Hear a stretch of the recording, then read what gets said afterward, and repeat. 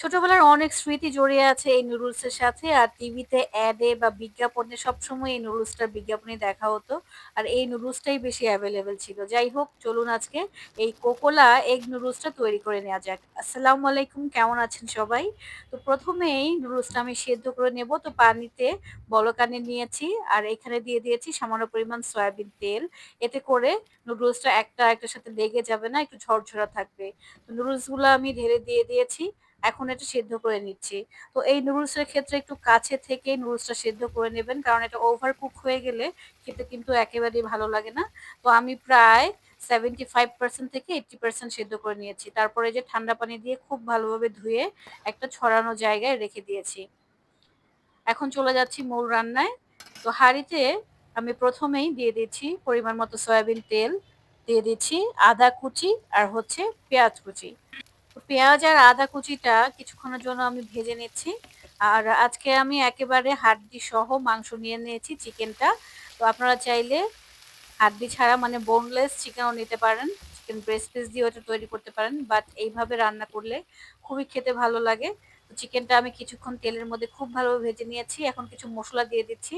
দিয়ে দিচ্ছি chilli flakes ১ চামচ পরিমাণ, স্বাদ অনুযায়ী দিয়ে দিচ্ছি লবণ, দিয়ে দিচ্ছি সামান্য একটু লাল মরিচের গুঁড়ো, দিয়ে দিচ্ছি ফিশ সস সামান্য পরিমাণ, সেই সাথে দিয়ে দিচ্ছি ম্যাগি সস সামান্য পরিমাণ, আরও দিয়ে দিচ্ছি চাট মসলা।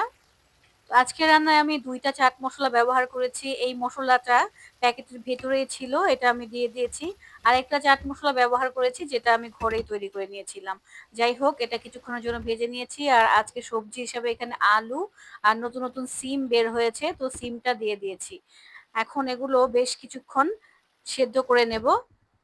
ফিরে এলাম প্রায় ৩ থেকে ৪ মিনিট পর। তো উঠিয়ে দেখছিলাম যে এটা সেদ্ধ হয়েছে কিনা। তো ৫ থেকে ৬ মিনিট লাগতে পারে। আর এখন আবারও দিয়ে দিচ্ছি আমি ওয়েস্টার সস।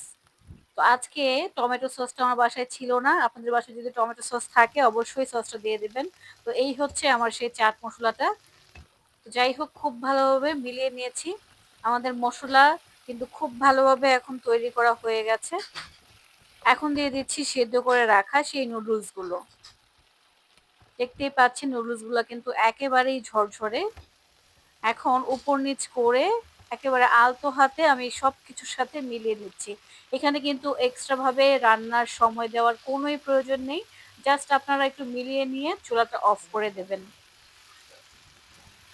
তো দেখতেই পাচ্ছেন, আপনারা চাইলে একটু বড় হাঁড়িও নিতে পারেন। মিক্সিং হয়ে গেছে। তো আমাদের রান্না কিন্তু কমপ্লিট। আলহামদুলিল্লাহ, খেতে অনেক মজা ছিল। তো এটা একটু পাতলা বা চিকন প্রকৃতির হয়ে থাকে, একটু ওরকম ভাঙা হয়ে যায়। ওরকম লম্বা আকৃতির থাকে না।